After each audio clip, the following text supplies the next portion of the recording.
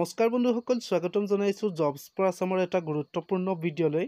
বন্ধুসকল, আমি আজি এই ভিডিঅ'ত আলোচনা কৰিম স্বাস্থ্য বিভাগ DMEৰ পৰা বহুকেইটা পদ মুকলি হৈছে। যদি আপোনালোকে ইয়াত আবেদন কৰিব বিচাৰে কেনেদৰে আবেদন কৰিব পাৰিব, লগতে ইয়াৰে এডভাৰটাইজমেণ্ট কেনচেল বা পোষ্টপন কৰিলে নাই, লগতে ইয়াত আবেদন কৰিবলৈ হ'লে আপোনালোকৰ এডুকেশ্যন কোৱালিফিকেশ্যন কিমান লাগিব, সেই গোটেইখিনি বিষয় আমি এই ভিডিঅ'ত বিতংভাৱে আলোচনা কৰিম। বন্ধুসকল, যদি আপোনালোকে মোৰ চেনেলটোলৈ নতুনকৈ ভিজিট কৰিছে বা যদি এনে ধৰণৰ জব আপডেট পাই থাকিব বিচাৰে, তেতিয়াহ'লে মোৰ এই চেনেলটি প্লিজ ছাবস্ক্ৰাইব কৰি দিয়ক, লগত থকা বেল আইকনটো দবাই দিয়ক। বন্ধুসকল, DMEৰ পৰা সেইখিনি মুকলি হৈছে। ইয়াৰে আপোনালোকৰ টোটেল ভেকেঞ্চি আছিলে 2047টা। গ্ৰেড 3 আৰু গ্ৰেড 4ত যিসকলে আবেদন কৰিব বিচাৰে তেওঁলোকে আবেদন কৰিব পাৰিব। বন্ধুসকল, ইয়াৰে অনলাইন ষ্টাৰ্টিং ডেট হৈছিলে 29 নৱেম্বৰ 2024 তাৰিখ, লগতে ইয়াৰ লাষ্ট ডেট আছিলে 9 ডিচেম্বৰ 2024 তাৰিখ। বন্ধুসকল, ইয়াত আবেদন কৰিবলৈ হ'লে আপোনালোক এডুকেশ্যন কোৱালিফিকেশ্যন কিমান লাগিব। বন্ধুসকল, ইয়াত আবেদন কৰিবলৈ হ'লে আপোনালোকে গ্ৰেড 3 যদি আবেদন কৰে আপোনালোকে হাই ছেকেণ্ডেৰী লেভেলৰ পৰা গ্ৰেড 3 লেভেলত আপোনালোকে আবেদন কৰিব পাৰিব। লগতে যদি আপোনালোকে গ্ৰেড 4ত আবেদন কৰিব বিচাৰে ক্লাছ 8 পাছ কৰিলে আপোনালোকে সেই ভেকেঞ্চিখিনিত আবেদন জনাব পাৰিব।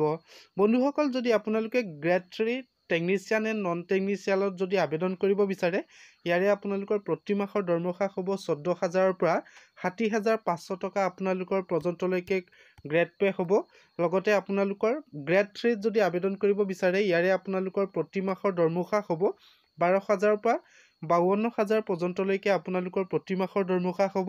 লগতে 3,900 টকা গ্ৰেড পে থাকিব। লগতে বন্ধুসকল, যদি আপোনালোকে ইয়াৰ বয়সৰ সীমা যদি চাব বিচাৰে, গ্ৰেড 3 আৰু গ্ৰেড 4 দুইটা লেভেলতে আপোনালোকে 18 বছৰ বয়সৰ পৰা 40 বছৰ বয়সৰ মাজত যদি আপোনালোকৰ বয়স হৈছে আবেদন জনাব পাৰিব। লগতে ইয়াত যদি আপোনালোকৰ 40 বছৰতকৈ যদি এবভ হৈছে তেতিয়াহ'লে ইয়াত আপোনালোকৰ ৰিলেক্সিবল দিয়া আছে।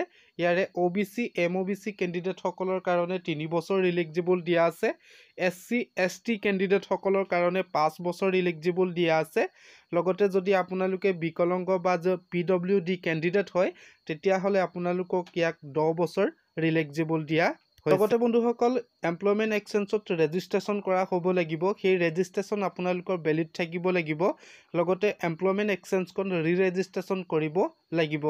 বন্ধুসকল, যদি আপোনালোকে এমপ্লয়মেণ্ট এক্সচেঞ্জখন এতিয়ালৈকে ৰেজিষ্ট্ৰেশ্যন কৰা নাই তেতিয়াহ'লে আপোনালোকে ডিছক্ৰিপশ্যনত হোৱাটছআপ নাম্বাৰ দিয়া আছে, তাত আপোনালোকে কণ্টেক্ট কৰি এমপ্লয়মেণ্ট এক্সচেঞ্জখন ৰেজিষ্ট্ৰেশ্যন কৰিব পাৰিব। বন্ধুসকল, বহুতে কমেণ্টত কমেণ্ট কৰি সুধিছে যে DMEৰ এডভাৰটাইজমেণ্ট পোষ্টপন কৰা হ'ল নেকি। বন্ধুসকল, আপোনালোকৰ এডভাৰটাইজমেণ্ট এতিয়া পোষ্টপন কৰা হ'ল। যেতিয়া আপোনালোকৰ নতুনকৈ এডভাৰটাইজমেণ্ট ৰিলিজ হ'ব তেতিয়া আপোনালোকক মই ভিডিঅ'ৰ জৰিয়তে জনাম। গতিকে আপোনালোকে যদি নতুনকৈ মোৰ চেনেলটোলৈ ভিজিট কৰিছে চেনেলটি ছাবস্ক্ৰাইব কৰি ৰাখক। লগতে ইয়াতে আপোনালোকৰ অলৰেডি উল্লেখ কৰা আছে ন'টিছ, ইয়াৰে আপোনালোকৰ DMEৰ এডভাৰটাইজমেণ্টখন পোষ্টপন কৰা হৈছে। যদি আপোনালোকে এতিয়ালৈকে অফিচিয়েল ন'টিফিকেশ্যনখন চোৱা নাই, মোৰ ভিডিঅ' ডিছক্ৰিপশ্যনত লিংক দিয়া আছে, তাত গৈ আপোনালোকে অফিচিয়েল ন'টিফিকেশ্যনখন চাব পাৰিব। চ' বন্ধুসকল, আজিৰ ভিডিঅ'টি ইমানখিনিয়ে মই আপোনালোকক ইনফৰ্মেশ্যনখিনি দিলোঁ। যদি ভিডিঅ'টো চাই ভাল লাগিলে প্লিজ লাইক কৰি দিয়ক, শ্বেয়াৰ কৰি দিয়ক। লগতে বন্ধুসকল কমেণ্ট কৰি জনাব ইনফৰ্মেশ্যনটো পাই কেনেকুৱা পালে। ধন্যবাদ।